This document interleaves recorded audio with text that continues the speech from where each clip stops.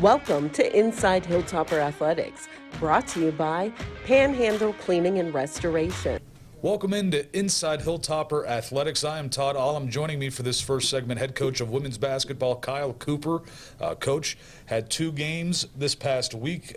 Salem was a big one for the Toppers. Got a victory, 87-63 in that one. Just a good overall showing for West Liberty. A lot of people got on the floor for this one, and a lot of people succeeded in what the goal or what the game plan was against Salem.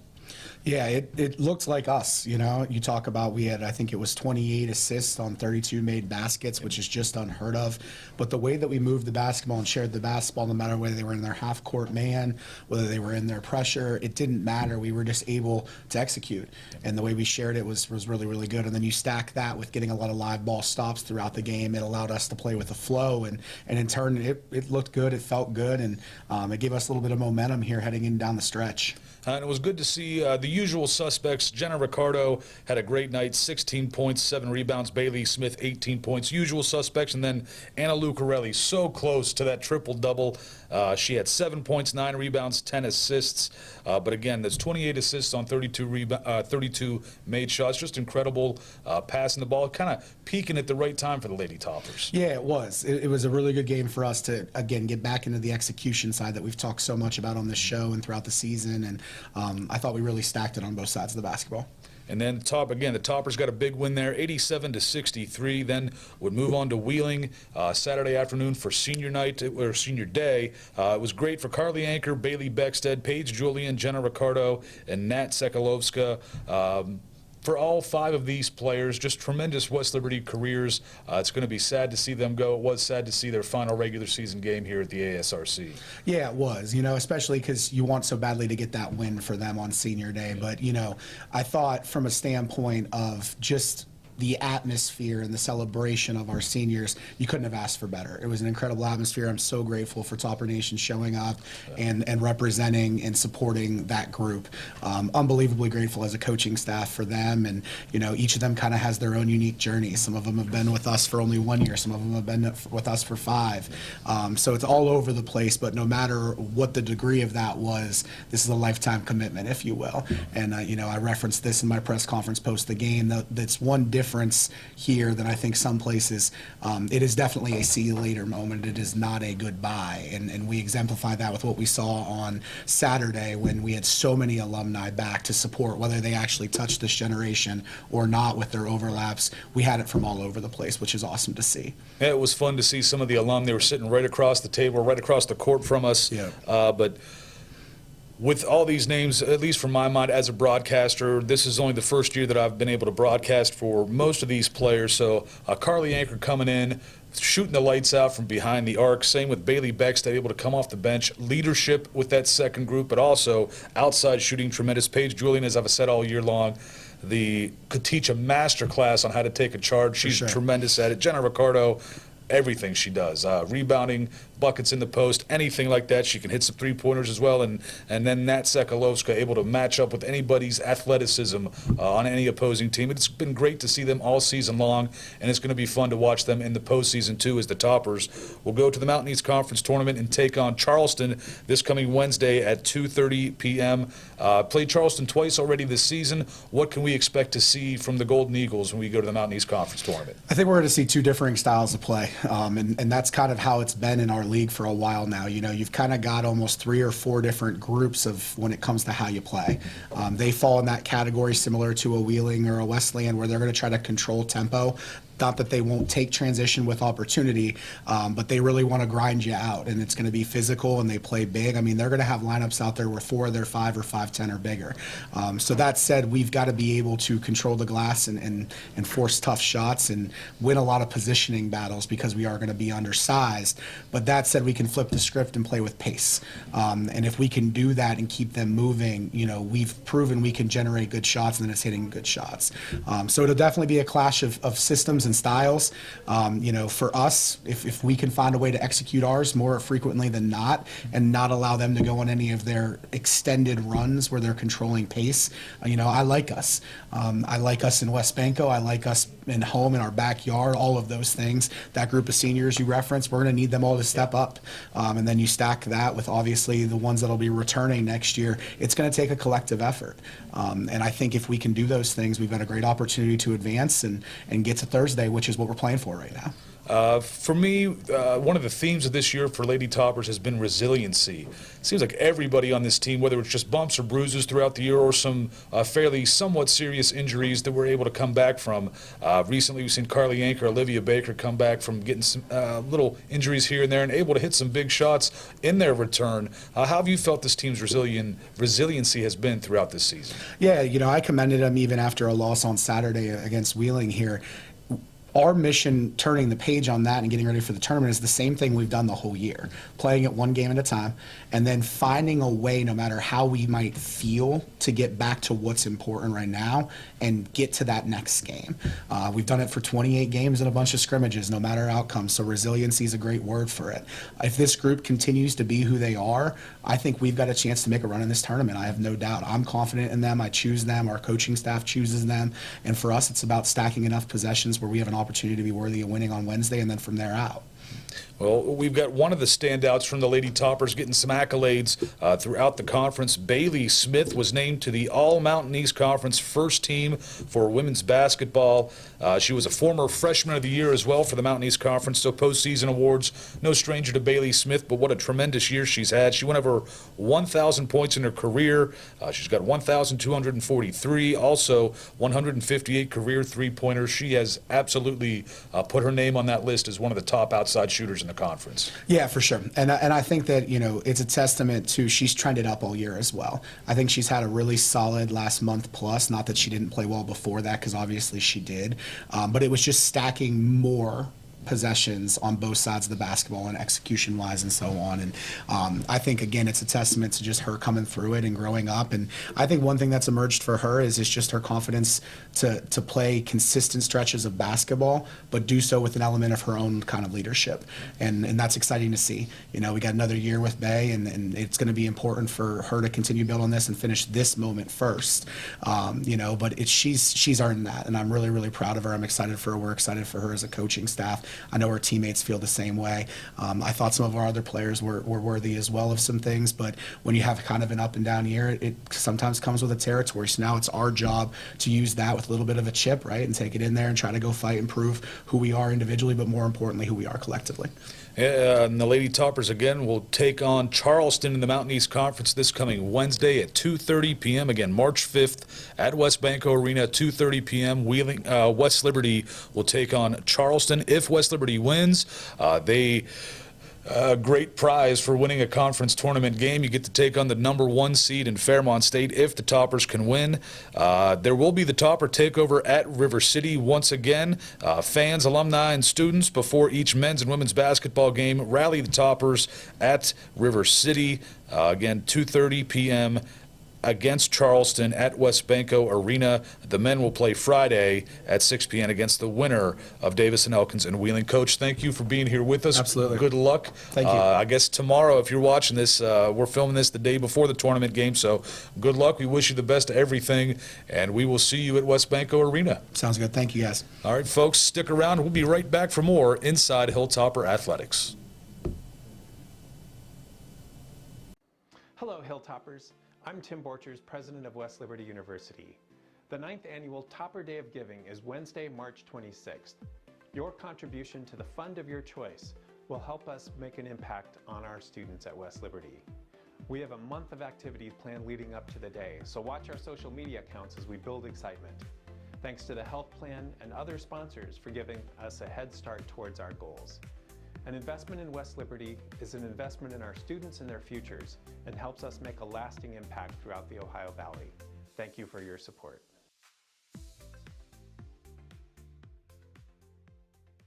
Welcome back to Inside Hilltopper Athletics. Joining me for this second segment, head coach of acro and tumbling, Kelsey. Kyle, coach, the Trine meet, the only one this past week, so we got that one to talk about. The Toppers come out with a big victory, 241 and change to 218 and change. Strong performance for West Liberty on the road, but Toppers kind of set the tone early, I guess you could say, with the compulsory event. Yep. Your thoughts on that event? Yeah, so we had a really good meet. That was coming off of an off week, so it had been 2 weeks since we had competed, and then that on top of it being, a travel meet. So we competed last Friday, but then we left on Thursday late afternoon after everyone was kind of done with class, drove about 5 hours, stayed the night just to get up the next day, compete, and drive back. So sometimes that can be a little difficult on them, but they did great with all of it. We were joking, we were in Indiana for less than 24 hours, but they had a great meet, and yeah, we started off really strong in compulsories. They kind of set the tone for most of the meet.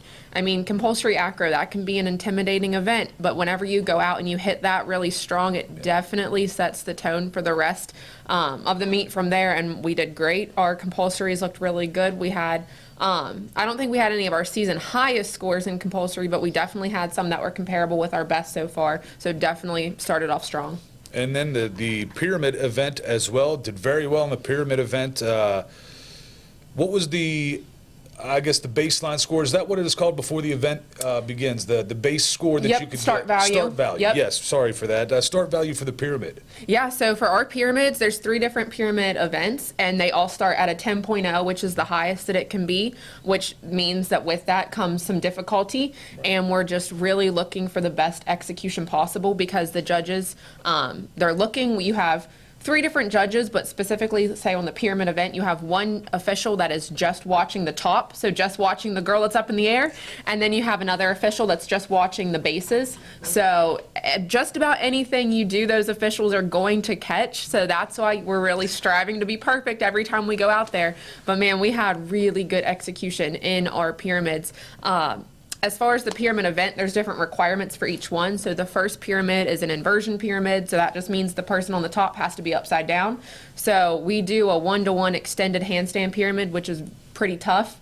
Our top, Kayla Gandy, she is great at handstands, and then our mid, Abby Horvath, she is so strong, and you can see when she's holding somebody above her head, when that person is upside down, that is hard to do, but they made it look so close. I think they got a 9.7, which was highest score of the season so far in that event. And then right after that, we went into the sync pyramid. So that's 2 pyramids doing the exact same thing at the exact same time. And again, they have to be identical. If there's any timing that's a little off, or if they look different than one another, that's a deduction. So they have to be just completely in sync the whole time. And for those, that's one of the crazier pyramids we do too, because if you look at the person on the bottom, they're in a back bend. Oh. So they're doing a back bend with somebody standing on their legs and then holding somebody above their head that's doing a straddle. So sometimes they make it look easy, but then if you really break it down, you're like, wow, that is crazy what they're doing. There's nothing easy about this sport. I don't care. Nope. Nothing. There's nothing easy about it. Right. So that one, they looked really good on it too. I think they got a 9.6, which was, again,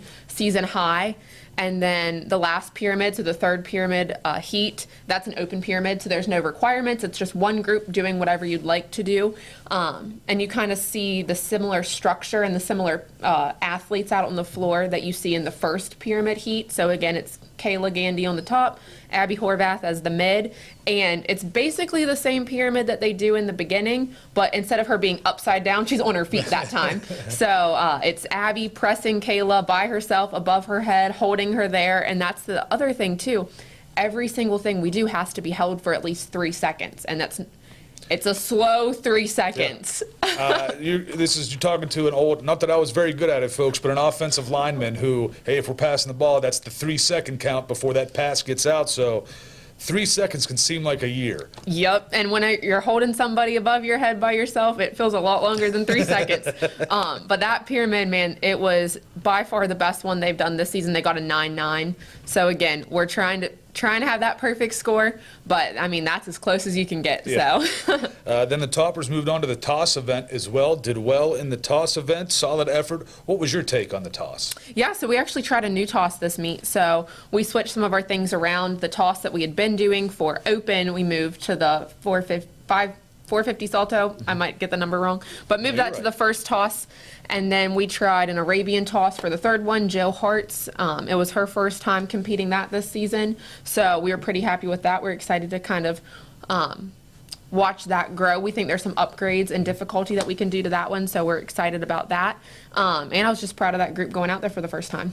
And it's good to see that the Toppers, again, these two events, you got a young team as well, a good mixture of veterans and young performers as well. The tumbling event, strong performances, the open pass and aerial pass did very well for the Toppers. Yeah, I mean, our tumbling, that's one of the things too that I think we talked a little bit about it last week about how the start values are just kind of difficult to obtain those really high start values. So we're just looking for whatever we're doing to do it with the best execution possible, knowing that we might be starting a little lower. If you look at the first half, we have a lot of those really high start values, like 9.8, 9.9, 10s.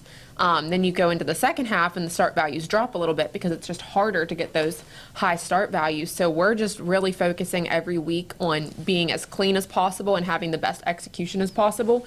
And a perfect example of that would be going back to Jill in the open pass. Her start value is only an 8.75.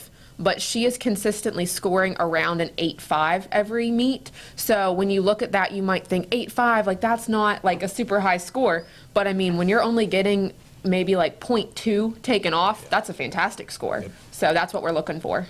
And then once we got to the team event against Trine, West Liberty pretty much outscored them in that team event by about 8 points or so, kind of sealed the victory for the Toppers. How did you feel the team event went? I think that was our best team event that we've competed at a meet this season. It wasn't our highest score, and I mean, I'll go on the record saying I thought our score should have been higher for that because they did so well. We had really good execution. We changed some of our tumbling, synced passes. The timing was great. We had everything hit, all of our acros in the air, all of our pyramids in the air, and then honestly, we had really, really good energy going into team event, which we were in kind of a smaller gym. It was a quiet gym. They were on their spring break, so not a lot of people there. We had some, parents and fans that traveled to come see our team, and they had some as well. But I mean, it was a smaller crowd, quieter gym, not a lot of like hype music going on before. So they really had to like create their own energy going into that, and I thought they did a really good job with it. Well, Toppers again get their second highest score total of the season with 241 and change. Big win for the Toppers. They return March 15th at Belmont. But before we get to that, previewing that, Kayla Gandy was named MEC Acro and Tumbling Specialist of the Week after helping lead the Toppers to a season-high scores in the 3 individual pyramid events as well as the overall pyramid event. You talked about Kayla a little bit so far in the show. Just any extended comments you want to make about a great week for her? Yeah, she had a great week, and that's the cool thing about Specialist of the Week. That's kind of comparable to maybe in baseball or softball, like pitcher of the week. It's really someone that excels in one specific event. So whenever you are, getting awarded that, it's for one specific event out of the 6 at a meet. So hers was specifically for pyramids. So she's the top for all 3, doing 3 different body positions. And again, we just had a really high level of execution and really great scores on those. So that led her to get that for us. Well, congratulations to Kayla. And the Toppers have Belmont next. You got to travel again for this one. What can we expect to see from Belmont in the competition between them and the Toppers? Yeah, so I'm personally really excited for that meet because one of my old teammates from college is their head coach. So I'm excited to go down and be able to see her and compete against her team for the first time. But they're a really tough team in Conference Carolinas. And as far as comparing like Mountain East to Conference Carolinas, there's not a lot of crossovers. So I'm just excited for us to be able to get out of conference again, another good D2 program that's historically been pretty tough. So I know they just had a meet that they're coming off of this past week as well. So I'm excited to be able to get down there, get, some Southern officials, some people that we haven't seen so far, and hoping for just another good road trip. And like most other coaches, I got a feeling you want to beat your former teammate as badly as you want to beat any other team that you're going to have on the schedule all season long. Exactly. We will hug and we'll be so excited to see each other before and after, but it's game on as soon as the meet starts. I got a feeling conference championships and national championships might be the only thing that are greater than defeating an old friend in whatever sport that you're both prevalent at. Coach, thank you so much for being here. Be safe on your travel to Belmont, and good luck. We will see you the next time, or at least the next time we have one of these shows and after the Belmont meet. Thank you for being here, folks. Stick around. We'll be right back for more Inside Hilltopper Athletics. Hey, you guys.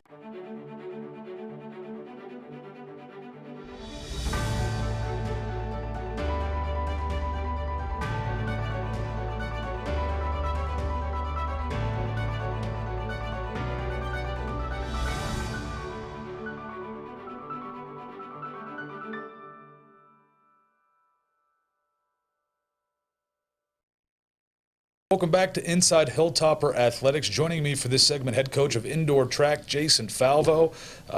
Trip to New York this past week. Yeah. I got to see the Big Apple. Took a handful of toppers up there. Hunter Patterson, Isaac Tavo, Kiara Ross, and Sierra Lanham did well for themselves in this one. Hunter Patterson ran the 60-meter dash, finished fourth at a time of 6.8. Isaac Tavo finished fifth in the shot put with 15.74 meters. Kiara Ross finished 8th in the 60-meter dash and 6th in the long jump. Same with Sierra Lanham, the same events. She finished 12th and 10th, respectively. How was the trip to New York City, just to begin with, the trip there? Yeah, I wouldn't say I love New York. That's not my slogan for me. Again, New York's New York. It's great to go visit. I certainly have had some good experiences there. Certainly enjoy the baseball games that I've seen there. But for this particular trip, it was good to take the kids down to the city. We went down, saw the World Trade Center memorials and all the things. Paid $1 billion to park. It was just a thing. So, no, it was a good experience. This meet for us was like a last chance qualifier. So we took our 4 NCAA provisional qualifiers to this meet, try to give them one last shot to improve their status or get in. And went up there and had a meet, a lot of time in the car, but it was a good experience for us. I don't think we performed particularly well. I don't think people across the entire meet performed well. So I'm not sure if Ocean Breeze is a place where we're going to go fast. Was it coming off of kind of the downfall coming off your championships, all the energy that's in championships, and you come down. There's not a whole lot of energy in the room. And even when you go to NCAA Nationals, there's not a whole lot of energy in the room. So you got to find your own. And we talked a lot about that. But all in all, well worth the trip to go and give the kids an experience and one last opportunity to go. And we'll see. So we are officially done with indoor, except maybe next week, right? So right now, Hunter Patterson's ranked 17th in the country in the 60-meter dash. Kiara Ross is 18th in long jump. NCAA usually takes 18. We've got a pretty good chance that I think we're going to be in. I don't want to jinx it until we know tonight at 6 o'clock, right? But we'll be taking them hopefully to Indianapolis next week for the Indoor National Championships, which is a great honor.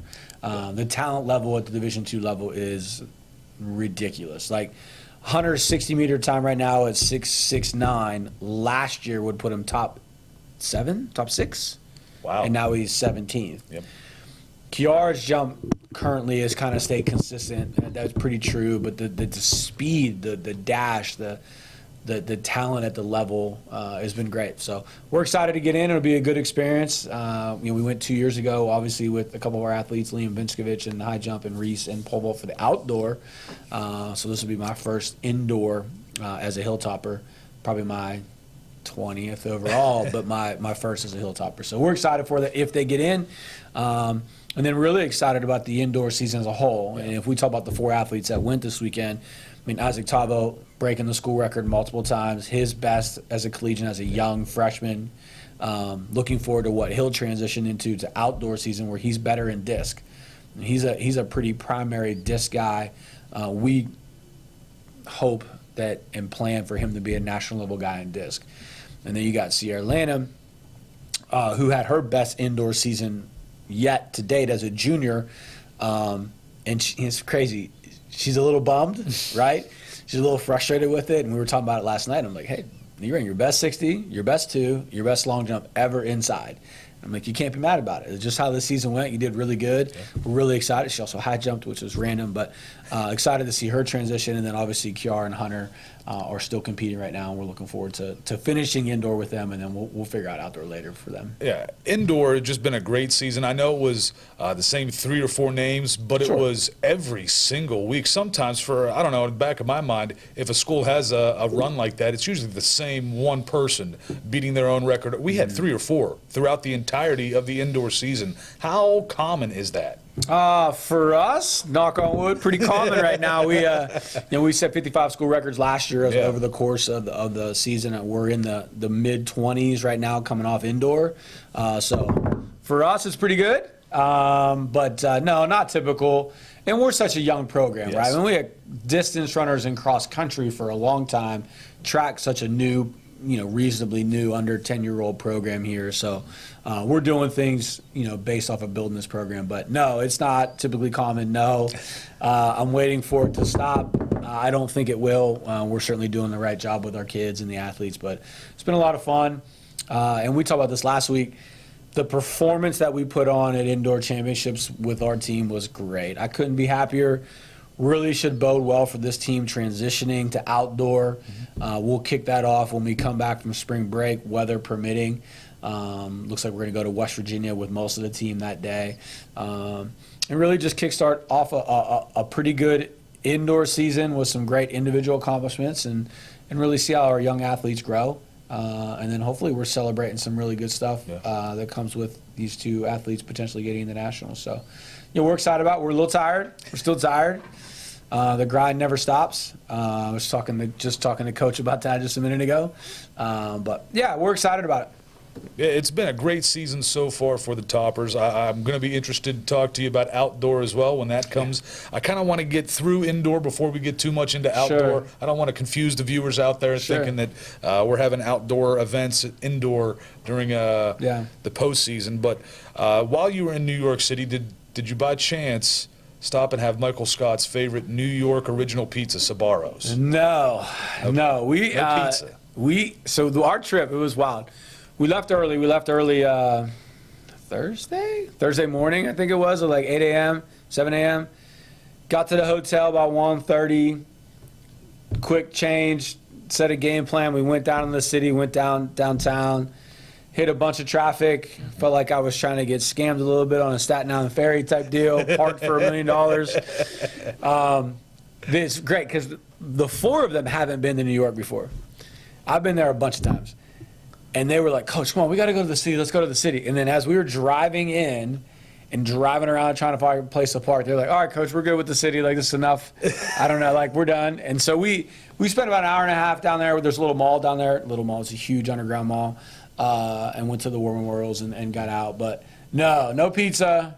We had our fill. Next year we'll do it a little different. But New York is, if anybody's from New York, you're watching, we love New York. New York's a great city. It's just not my cup of tea. Too many people all over me. I don't like it, but it's fun to visit for a hot second. Yes, that's kind of what I did in my life. I was there for about 8-9 hours, maybe 10, I don't know. Got to eat lunch and dinner there. Lunch went to a great Italian restaurant in Little Italy. You could tell it was an old home when you walked in there. It was very good food. And then for dinner, Times Square, we just went to Bubblegum Shrimp. Oh, yeah. So it's not necessarily authentic New York, but it was delicious. And we got to see about 45 Elmos. Oh, my best trip to New York, not to talk about this for too long, I was in college, hopped a private jet, went from Altoona to New York City, Italian, restaurant, Phil Collins concert, which you definitely don't know what that is, but Phil Collins is a great at MSG. Phenomenal concert. Hopped in the private jet, came back, hit an ice storm on the way back. Ziggy Zaggy laying on the ground. Greatest 18 hours of my life. It was awesome. I would do New York like that. I'm in. Okay, so, that was a good time. We can do that. We'll try to make a trip. Is it in the budget? Less than 24-hour trip to New York City. Yeah. I think that can be. Coach afforded Forsey's got it in the somewhere, budget for us, right? Private jets? Less than 24 hours. We Yeah. can cut that. We can Yeah. do that. Well, Coach, I thank you for being with us this week. Good luck next week as you head to nationals and all these good things. We'll see maybe a Zoom call. We'll see. Let's do it. We'll see what happens if Coach can be on the show while he's still in Indianapolis. But good luck out there. Safe travels. We will see you the next time we can see you. Folks, stick around. We'll be right back for more Inside Hilltopper Athletics. Hello, Hilltoppers. I'm Tim Borchers, president of West Liberty University. The 9th annual Topper Day of Giving is Wednesday, March 26th. Your contribution to the fund of your choice will help us make an impact on our students at West Liberty. We have a month of activities planned leading up to the day, so watch our social media accounts as we build excitement. Thanks to the health plan and other sponsors for giving us a head start towards our goals. An investment in West Liberty is an investment in our students and their futures and helps us make a lasting impact throughout the Ohio Valley. Thank you for your support.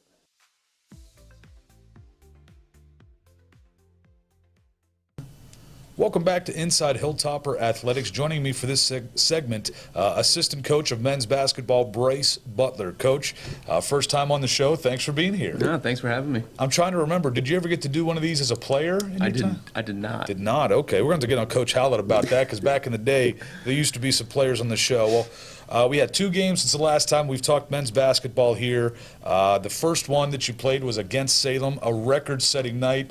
A lot of memories made after the game as well with the team picture and Finn's mom showing up. But before this game, you found out you were #1 in the first Atlantic Region poll. They were finally released. Again, a record-setting night with 162 points and 44 assists in the game. Both are school records for West Liberty men's basketball.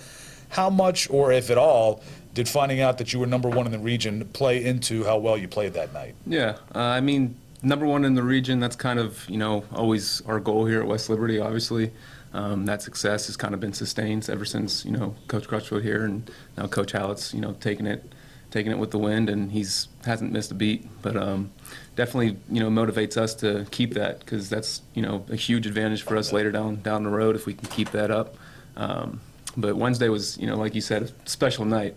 And we look at it as coaches, as 44 assists. That's kind of what we're looking at, and just total team basketball. And that's kind of what we preach every day. And we tell these guys all the time, if we pass the ball well, we're going to be a hard team to beat. And then also with Finn after the game, his mom, that was really cool to see. And it was really cool to be a part of that. The whole deal with Finn and his mom showing up, surprising him, I was all confused. I knew it was going to happen, but in my mind it was going to happen on Saturday for the Wheeling game, and I got myself all confused. I'm thinking, why are they taking pictures? Did they win? This was a non-conference game. You can hear it on the broadcast. I sound like an idiot. I needed Finn's help. I needed not Finn's help, Chaz's help on the broadcast that day. But again, against Salem, everybody that played a single second for the Toppers in this one had double digits. J.P. Dragus led with 29 points, 7 of 8 from three-point land. We talked to Coach Howlett a lot, but you were one of those kind of freshmen when you came in your first year at West Liberty, excelled right away.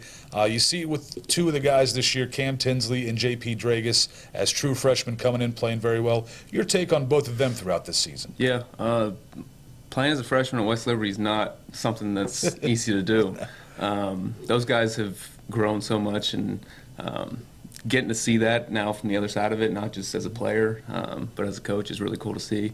Those guys have taken huge strides, and they've been nothing but accepting of our coaching and trying to get them going in the right direction. But even from the beginning of the season, they've grown tremendously, and nothing but big things ahead for those 2. Obviously still freshmen, but playing a ton of minutes, ton of big minutes for us in big games, and we're relying on them to play well for us to have some success. And then Toppers would move on from that. They would take on huge rival Wheeling at home in the ASRC for the final regular season game of the year, and also senior night for the Toppers in that one. Lance Schuler, Daniel Autry, and J.J. Harper. Unfortunately, D.A. and J.J. only 1 year here at West Liberty before they're gone, but you're taking all 3 of the seniors so far. Yeah, those guys have bought into what we do, and that's always the key with those 1-year transfers. The guys who buy into the program have success here, and The guys who don't kind of struggle. But those three guys, and you can even throw Vadim in there, those guys have been nothing but great guys and locker room guys as well. Our younger guys look up to those guys, and they lead by example, and every day, especially JJ and Lance, and those two guys, JJ being in the conference already, and same with Vadim, knowing kind of how this conference works, and then Lance is, this is his second year here. Guys really rely on them to kind of lead the way, not just, using their voice, but leading by example as well. Well, the Toppers pick up the victory against Wheeling in this one. They were leading 63-56 at halftime and picked up the win. In this one, Cam Tinsley, 22.7 rebounds. Lance Schuler, 19 points, 4 assists. J.J. Harper, 18 points, 14 rebounds, 4 assists, 4 blocks. Finn Woodward, 16.7 assists, 3 steals. J.J. ends up getting Mountain East Conference Player of the Week for his performances against Salem and against Wheeling. Just tremendous job for the Toppers in this one. Pick up their 8th straight Mountain East Conference regular season championship. That's an incredible run. How often I know the team thinks a lot about the postseason, and it's one game at a time, but the job at the end of the day is to win a national title. How often is the regular season conference championship spoken about? Yeah, well, we talk about it every day. Start of the regular season, when we start that first conference matchup there in November, that's the ultimate goal. That's kind of the first step to lead into where we ultimately want to get. But I think as a player and playing in conference championships, it's a harder thing to do to win the regular season. You can go down to West Banco and any team can get hot for 3 days, but consistently winning games for 2.5, 3 months, I think that's a really hard feat to accomplish. And our guys kind of just take it step by step. And obviously we talk about the regional stuff and keep them in the loop of kind of where we're at, but really focus on one game at a time and really just winning every conference game we can, putting us in the best position to compete in the tournament. Well, as we move on again, the Toppers will play in the Mountain East Conference Tournament. They are the 1 seed, so they will have a bye. They won't play until Friday night at 6 p.m. Don't know who they're going to play yet, but it's going to be the winner of Davison, Elkins, and Wheeling, I believe, correct? Correct. Yep. Okay. Well, there'll also be a watch party for the Toppers, a Topper takeover of River City, as that normally happens. Again, the women will play Wednesday, tomorrow at 2:30 p.m. against Charleston, and the men will play Friday at 6 p.m. against either Davison Elkins or Wheeling as we move into this conference tournament. Some personal questions, not personal, but questions more about yourself. For me, I was here calling games your freshman season. It was an incredible year for the Toppers. Your first year on the Hilltop, same with Malik McKinney's first season at West Liberty. A bunch of other great players, Dalton Bolin, Pat Robinson, some unbelievable players. The Toppers had a great run that year. Went steamrolling, buzzsaw through the conference tournament, won the conference championship. I can still remember being in the TV truck, finishing up our graphics, getting ready to host our part of the regional, and then everything got canceled. That team seemed like it was poised to go on a run. Didn't seem like anybody was going to have an opportunity to beat them. And then that same feeling came up your last season here as a Hilltopper, where go through the conference tournament like a buzzsaw. Felt like in the regional nobody could stop you, and they couldn't. Went all the way to a national title game.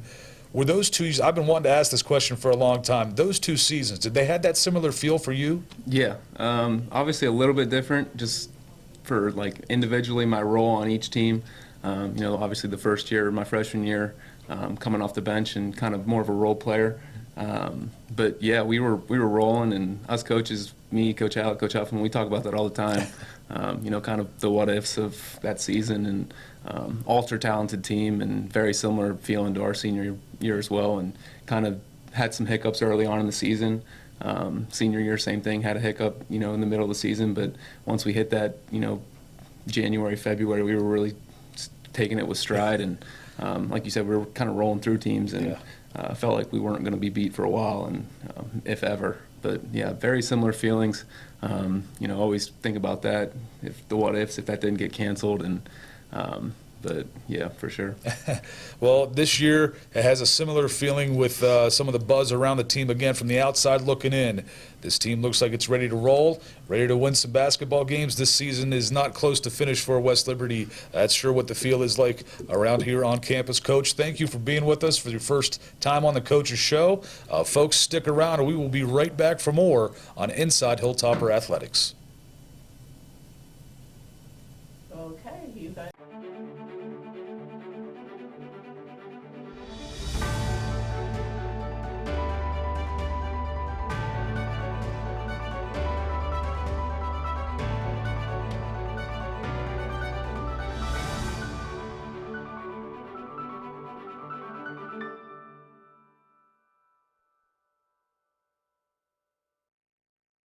Welcome back to Inside Hilltopper Athletics. Joining me for this segment, head coach of women's wrestling here at West Liberty University, head coach Troy Bell. Coach, great season so far. Again, it's still hard to believe this is the first season of women's wrestling at West Liberty University, and you have 5 wrestlers heading to nationals. That's just incredible. Yes. I mean, it's exciting, and we've had some good prep going on.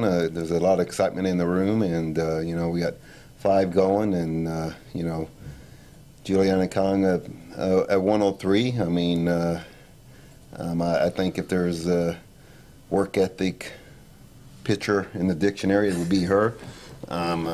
She's just relentless. She's very consistent with her discipline and her training, so it pays dividends. She's a 2-time national qualifier now, and the exciting thing about her is we got her for 2 more years, so that's exciting.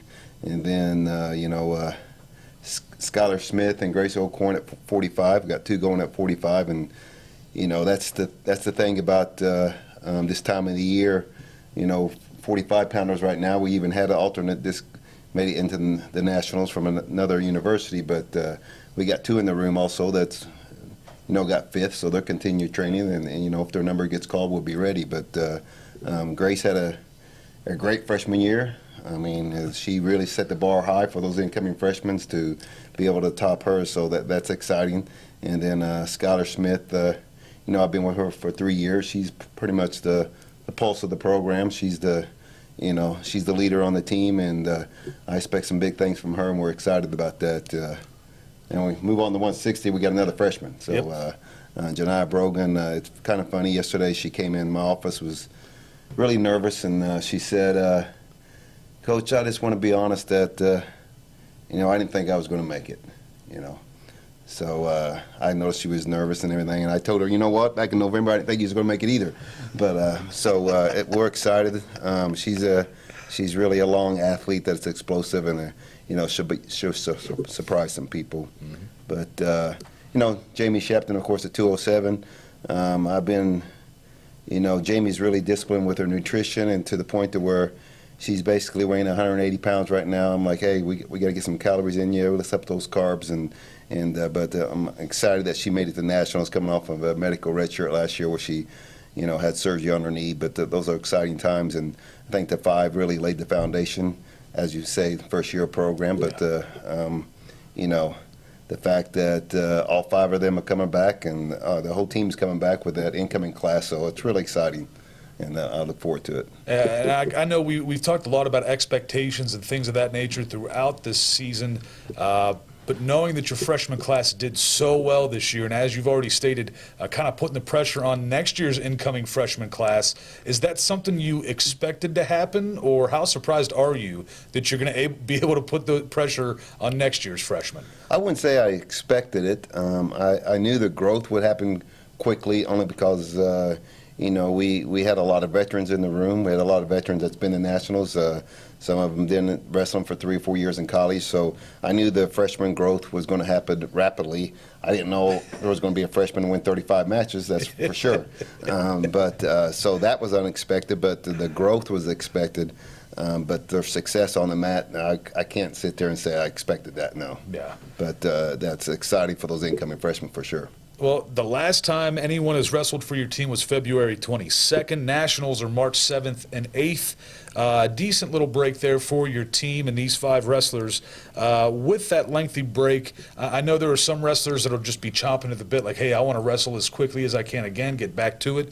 And others, maybe they're nursing a slight injury here or there and want to take a little bit of time, are willing to take that rest and want it. How do you really deal with those differing personalities at this point in the year?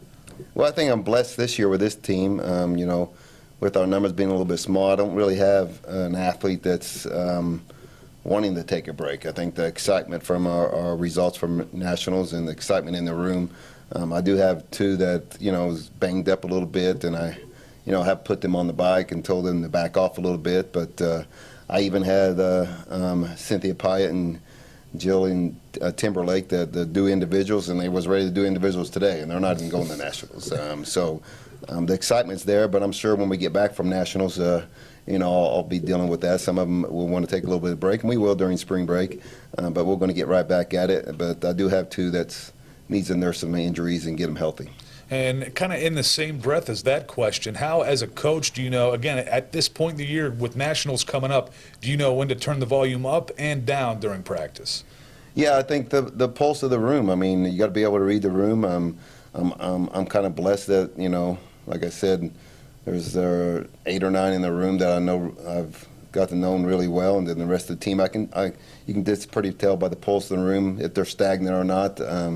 The way the first 15 or 20 minutes of the training session is going, sometimes I might have something wrote down the training schedule that day, and I'll skip over it just because maybe we're not mentally there that day. So, instead of pushing through those times, I can adjust and maybe break the monotony of training and maybe play a game and then go back to that. But I think the pulse of the room really dictates that, but also, the junior, senior leadership kind of dictates the pulse of the room. So I'm kind of blessed right now that they're all excited, they're all eager to get at it, and I would say that one of the ladies that didn't make it, and Jill, has probably been beating on everybody this week, and she's not competing at nationals, but she's making sure they're ready. Yeah. So. That's great teamwork there for the Toppers. I mean, I got to assume that's how both men's and women's wrestling teams are here at West Liberty University. Used to getting to the postseason with some wrestlers, and the others are more than happy to get them ready to face some of the toughest challenges they'll have all season long. You said earlier you've got got a wrestler now that'll be going to their 2nd or 3rd national tournament here, and you've got some that are going to their 1st. Have you seen a lot of, not necessarily taken under their wing, but giving little pointers here and there to some of the first-timers at nationals? Yeah, that's the big thing, and those who have been there before, they understand. There's going to be a lot of bracket watching. It's March Madness in basketball, but it is too in wrestling right now. Yeah. The brackets came out a little bit the other day, and I know I tried to get the athletes not look at the brackets, but I'm not very successful with that. I want to stay away from that. In the wrestling community, we always talk about, hey, I got a bad draw, but we're training to be the bad draw, basically.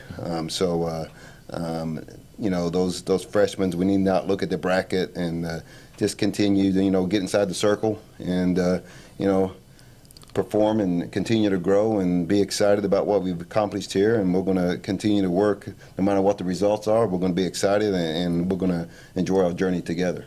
Well, Coach, good luck in Nationals. Be safe on the trip, folks. Again, Nationals coming up March 7th and 8th for women's wrestling here at West Liberty University. Coach, thank you for being here today. I can't wait to talk to you again after the national tournament. This is going to be great.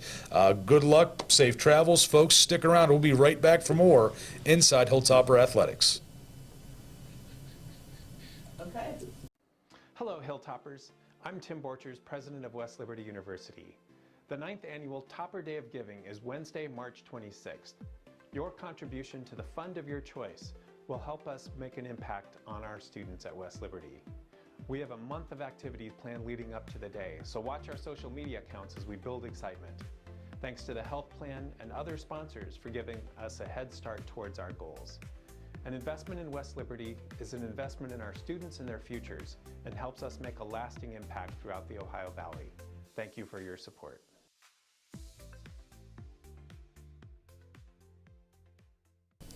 Welcome back to Inside Hilltopper Athletics. Joining me for this segment, head coach of men's wrestling, Danny Irwin. Coach, big weekend this past week. James Armstrong, Kyvon Grace, and Ty McGeary all making their way through the Super Region 3 championships and heading to nationals. Tremendous job for that trio of West Liberty.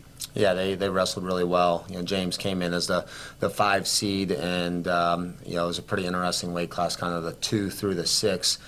Kind of different guys had beaten different ones and could have been seeded a lot of different ways. And ultimately, we knew James was prepared, and he demonstrated that. Took out a guy that lost in the match to the Nationals the year before in the quarters, and then in the semifinals, he takes out the number 2 ranked kid in the country to make the finals. And then he hits another guy that the 6 seed who made the finals, and he delivers a tech fall, I think, in maybe 2 periods in the finals match, and just he was electric. He was relentless to his attacks this weekend, and just he set that place on fire.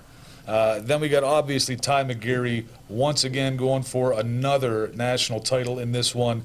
I feel like all the accolades, all the great things we could say about him have been said. He has gotten all the awards, but it still seems like it's not enough. He's just an unbelievable wrestler, and he's meant so much, at least from the outside looking in, meant so much to your program and a lot of the other wrestlers on the team. Yeah, he had another good weekend. The way he wrestled, the semifinal opponent, that guy ends up not making the national tournament. He's nationally ranked. The depth of our regional is just really, really good. And then in the finals, he hits a kid that I think is ranked 4th or 5th in the country, and I think dictates a lot of that match, and just learned a lot. I think it was a match that was needed. If one like that was going to happen, it was a good time to kind of remind him of some important positions and just little tempo type things in a match that will serve him well come the national tournament, and ultimately bring home a regional title and to compete the way he did. It was fun. And then Kyvon Grace, his 2nd time heading to nationals. That's got to be a great feeling for him, knowing that he's going to get another opportunity, another crack at a national title. Yeah, he's just gotten better every single time out. He missed some time in the first semester, and just from his first time out to what he looked like on Saturday. I want to say his night and day, but just you continue to clean things up. That only just playing time, mat time. It takes you got to compete to clean that stuff up, and he's just been really persistent. Really focused on these details, and it showed. The guy he wrestled in the semifinals, another national ranked guy that beat him in overtime. At national duels, and he dictated a lot of that match, and he had a crazy good battle again with the kid that's probably going to be the 1 seed at the national tournament, who he went to double OT with. He's in on multiple takedowns, and just again another good opportunity. I think he improved in some positions, and shined the light on some things that I know he doesn't like getting second, but he competed really well, and it just I think lands us in a really good spot to clean these last couple things up, and allow him to go out to the national tournament in Indianapolis and have a lot of fun. And even talking to Coach Bell, he kind of gave me his take on the men's side, or at least for this Region 3, Super Region 3 championships. Maybe with the numbers, it doesn't look like the toppers. I don't know. I'm trying to think of the way that he phrased it. But again, 3 placements for nationals. But for the rest, said the toppers performed way better than the amount of kids that they got into nationals. 6 other toppers did earn podium finishes. Logan Davis, Alec Cook, Carter Weingardner, Devin Bell, and Parker Bentley all wrestled very well with this one. Coach Bell was very impressed with that group of wrestlers as well, even though they didn't get to nationals. Yeah, we had 5 guys finish 4th, top 3 go, but we had our opportunities. We just missed. As close as what it may seem we are, maybe at the same time we were really far away. We're just not going to know. But I was really excited about the way we competed. Our mental fitness throughout the course of the day, from our young guys to our old guys, and just we did a lot. And it didn't show with qualifiers. And ultimately, hey, we have high standards. We have high expectations of what we want to do, and this will be a little bit of a national tournament that's different maybe for us than some the previous 4 years. However, I think it's something that the way we wrestled, and we can learn from that and continue to clean some things up on and off the mat, that it can be something that can really propel us forward. Where I know these three guys are going to do a really good job competing at the national tournament, but there's some team aspirations that we have, and I think that's, you mentioned Ty earlier. One of the things about Ty is as much as he's had some individual success, he really values team success. He really values seeing his teammates succeed and finding that those opportunities and having those moments that he's had over the years. Again, for the Toppers, another accolade for James Armstrong Jr. He was named the Mountain East Conference Wrestler of the Week in his victory at the Super Region 3 Championship, secured his achievement for the freshman. Again, great job for him in his first year at West Liberty, or at least as a freshman year at West Liberty, for winning Mountain East Conference Wrestler of the Week this late in the season. Yeah, James being a true freshman and just his development over the year, I think that's something that just, kudos to our coaching staff, to him, guys like Xavier Rodella, Traegan Morin, a number of other guys that just have challenged, James every single day, that he's improved tremendously. And I think ultimately it's a good sign for our program, him getting to the national tournament as a true freshman.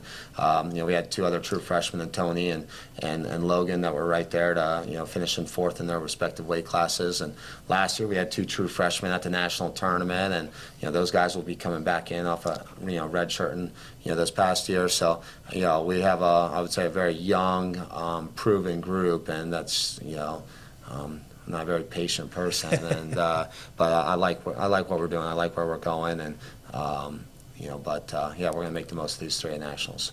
With these three going to nationals, I was kind of asking Coach Bell some of the same questions. Some kids, just different personalities. Some kids are chomping at the bit. They get done with the Super Region 3 championships, and in the back of their mind, hey, can we just wrestle for nationals tomorrow? Can we get this started as quickly as possible? Maybe others don't mind the time off, as the Toppers will wrestle nationals March 14th and 15th, so a little bit of a break. How do you manage those different personalities and thought processes? Well, I think just our athletes understanding the process of what we go through, that we have a very, I would say, like rhythmic, day-to-day type things that we do, and especially at this time of the year with, days off and some training and things that is going to allow them to get, back to where they're feeling pretty good again, and get them ready for the national tournament, and ultimately just, keeping things much of the same. That, we have 5 guys that, hey, their number could get called between now and Tuesday next week, and they're training to get ready. So we have a large group training and getting ready, and I think for our younger guys that maybe didn't wrestle a regional, that they're going through the rigors and preparing themselves that, hey, this is going to be me this a year from now, hey, this is going to be me 2 years from now, and them understanding going through it's going to pay not only big dividends for them, but for just the atmosphere in the program where it doesn't change, it doesn't feel different. No, like I'm going to go about and get better, and then next thing you know, I'm going to go wrestle the national tournament, which is ultimately the same size circles and same size this, just being a little bit bigger of a venue. And as a coach, being this time of the year, nationals are coming up, is there any difference in the way that you would either turn the volume or turn the intensity up in practice, or turn it down? Well, I think just at this time of the year, we're tapering off and getting guys feeling fresh. I think if you ask any of our guys, we train pretty hard, and the intensity and volume of that training, for sometimes the younger people can be overwhelming. But ultimately, at times like this, when we are tapering off, and how they felt at the regionals, how we want them to feel at the national tournament, I think they start putting, kind of the sense of like, oh, this is why. Like, they can connect the dots on what we're doing at different parts of the year when we get to parts like this, and they're like, holy cow, it's workout's over, and holy cow, it's still daylight, and that's there's a number of things like that going on that they're not used to. Getting some more sleep and some things of that nature. Well, Coach, I appreciate you taking time out of your day to be with us for the show. Good luck coming up at Nationals March 14th and 15th again for folks at home in Indianapolis. So be sure to pay attention for that. 3 toppers going for national titles in men's wrestling. Coach, again, thank you for being here. Good luck. Safe travels. Folks, stick around. We'll be right back for more Inside Hilltopper Athletics.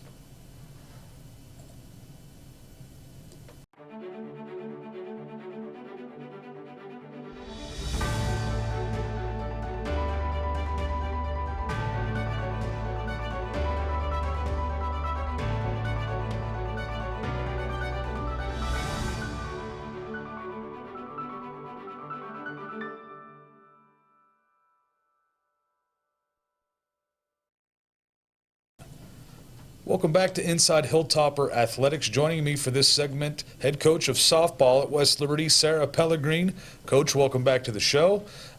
We kind of talked on our preview show about how you wanted this team to be built and what you wanted them to be capable of doing. And sure enough, right now, home runs, stolen bases, and some great pitching, as we saw this past weekend for the Lady Toppers. Just 2-1 on the trip to Bridgeport. Did pretty well for yourself. Yeah, I am not mad about our trip there at all, actually. And, you know, whatever it's going to take to get it done. And yes, I like all of those things, but it doesn't even matter. Whatever happens to get us on top, that's what I want to see. Well, the first game was Friday against Malone. In this one, the Toppers had an 8-0 shutout. Complete dominance here. Cadence Pettit, tremendous job pitching, striking out, getting a strikeout, walking 2, but Malone's offense could do absolutely nothing. Toppers' bats came alive. Again, we saw it: home runs, stolen bases, across the gamut. It seemed like the Toppers kind of did whatever you wanted them to do. Yeah, we were hoping that our bats would come around, and I think that this past weekend was just an example of what our offense can do whenever we're gelling well together. Emily Allen, huge job for the Toppers in this one against Malone. She had 6 runs batted in, 2 home runs. Just tremendous job for her. The Toppers would move on to Lincoln, PA, or Lincoln University from PA. An 8-1 victory in this one. Didn't get the shutout, but hey, close enough. 8 runs in both of these games. What's the biggest reason for the jump in offense here? We just been working really hard about hitting the ball hard, and that's our whole concept, is being on time, getting on plane, hitting the ball hard, and picking good pitches to hit. And I think we're doing a pretty good job of that. I think moving forward, what we need to do is maybe just jump on first pitch earlier. We're seeing a lot of good strikes go by, and I think that that's our next step, is to start working on jumping on the good pitches sooner. But we have been, working on getting stronger in the off season, and we do a lot of rotational work with water bags and whatnot. So we are trying to develop our strength a little bit more. So I would say that that's definitely been something we've been focusing on, and why you can see what you're seeing right now. In this one for the Toppers as well, Cadence Pettit got a save in this one. Mallory Rosnick, 2 for 4, a home run, 2 RBIs. Emily Allen, 2 for 4, a triple, RBI, 2 runs. Sarah Simon, 1 for 1 with the triple, the RBI, and a stolen base in her one at bat. Jillian Moore had the 2 runs and a stolen base. Just tremendous job overall for the Lady Toppers in this one. Then they would play IUP on Saturday. Dropped a 5-1 decision there. 2 good games for the Toppers. Tough one against IUP. What can you tell me about the IUP game?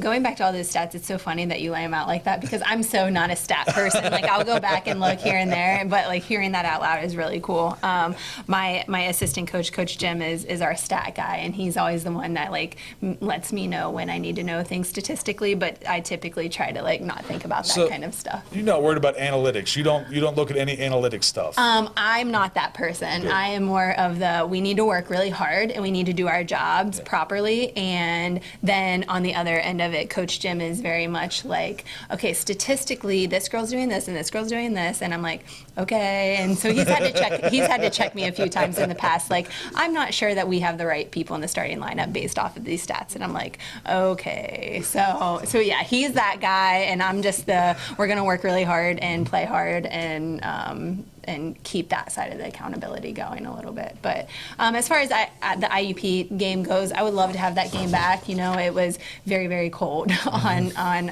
Saturday afternoon, and that's why we ended up getting canceled on Sunday, is that the temperatures just dropped a little bit too low for softball standards. So, but, you know, I believe that we had some costly errors on defense that worked against us a little bit. So I don't know that IUP went out and beat us. I think that we kind of beat ourselves a little bit.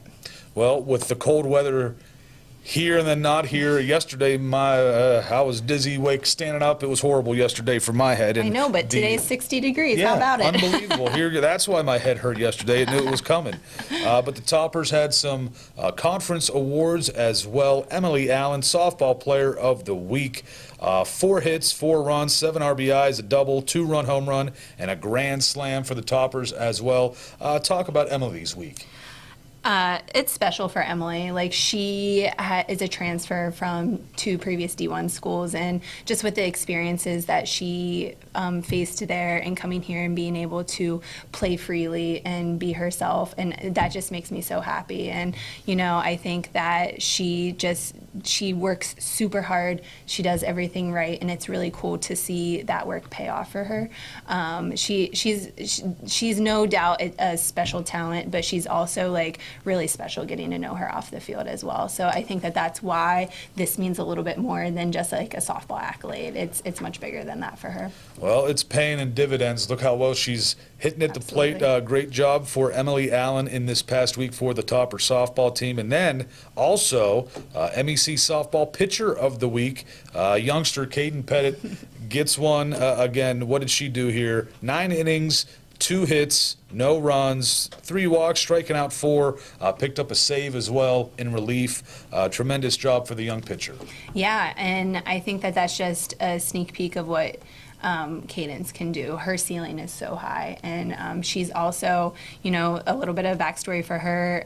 Day 1 of practice back on January 13th, or what it would have been, she texted me and told me she was going in for an emergency appendectomy. So she's fresh off 6 weeks of recovery after this surgery that she had, and so I think that she's finally gaining the confidence back that she kind of lost during this time that she didn't really get to train and practice and whatnot. So it's good to see that. But that is like the type of girl she is. She's going to work hard through everything, and just seeing her growth through this process of, you know, things not necessarily going her way to having to work really, really hard to come back from that. And yeah, it'll be cool what her and even like our whole entire team, what our ceiling as a team this year is so high, and it's just going to be whether or not we play at our potential. And for the Toppers, we talked about it being cold here. That's why I got canceled on Sunday against Bluefield State. Now it's warming up, and you're going to head to Florida. March 7th through 11th, the team goes to Florida. Warm weather games against Tampa, University of Tampa, Eckerd College, and St. Leo University. What can the Topper Nation expect to see from these 3 schools? Well, any school that you play in the South is going to be good because they get to play softball all year round. And so it's going to be a very challenging trip for us, but that's what we signed up for. If we want to be the good team, we have to play the good teams and we have to beat the good teams. And so we're never going to get there if we don't put ourselves up against these types of teams. Tampa right now, I believe, is ranked number 3. And so that's going to be a really good challenge for us. And I'm excited to see where we'll match up with them, especially for a doubleheader. To get to play a team like that twice will make us better, no matter what the outcome is during those games. But the same can be said for Eckerd and St. Leo as well. Like, they all compete in the same conference down there, and so they're always playing that very high level of competition. So I'm just excited to see what type of grittiness our team brings, and because that's what it's about for me, is always that effort and grittiness and what we bring to the table, and not necessarily what anybody else brings to the table. And so it'll be fun. We have a couple off days too while we're down there, so we'll be able to go to the beach and hang out. I think we're going to go to a Pirates spring training game while we're down there too. So it'll be a really good time, softball wise, and off the field as well. Well, get Paul Skeen's autograph, see if you can, possibly. But good luck, safe travels, have fun in Florida for spring break. You can make fun of, tell the girls they can make fun of the rest of the students who didn't get to do anything, just had to go home for spring break or Right. stay on campus. They got to go to Florida. Again, thank you for being here. Good luck, safe travels. Folks, stick around. We'll be right back for one more segment on Inside Hilltopper Athletics. Hello, Hilltoppers. I'm Tim Borchers, president of West Liberty University. The 9th annual Topper Day of Giving is Wednesday, March 26th. Your contribution to the fund of your choice will help us make an impact on our students at West Liberty. We have a month of activities planned leading up to the day, so watch our social media accounts as we build excitement. Thanks to the health plan and other sponsors for giving us a head start towards our goals. An investment in West Liberty is an investment in our students and their futures and helps us make a lasting impact throughout the Ohio Valley. Thank you for your support.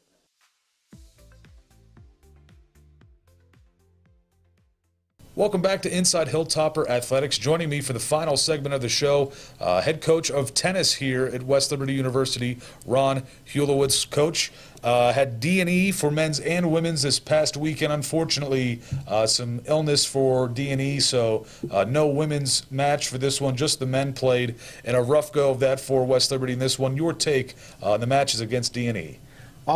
Disappointing. The women were really itching to play, so that was a little disheartening. But I know they're really excited about getting out there here in just a few minutes against Franciscan.